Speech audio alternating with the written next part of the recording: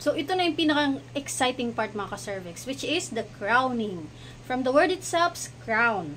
Crowning. So, kung ano yung pinapatungan, para base lang to sa ano ko ha, crowning. Kung ano yung pinapatungan ng crown, so yan na yung nakikita. Pag sinabing crowning, kung makikita nyo dyan sa picture, yung crowning po is lampas na po yun yung positive 5. Almost, lalabas na.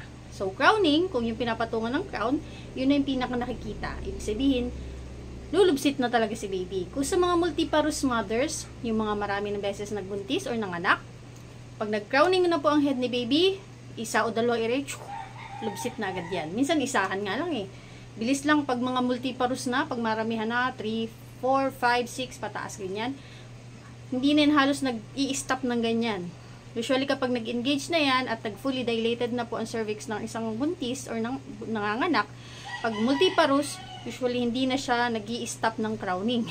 As in talagang, para na lang nag-i-slide yan. Pero sa mga first time mom, usually kapag crowning, siguro mga 3 to 5 pushes pa bago siya lalabas. So, ilang irihan na lang is lubsit na yon pag ganong crowning. So, pag sinabi ng midwife ninyo na, Mrs. crowning na si baby, ibig sabihin, ilang iri na lang lubsit na si baby or labas na agad si baby. Kaya nga sabi ko sa inyo, yun yung pinaka-exciting part kasi makakaraos na kayo nun pag sinabing crowning na.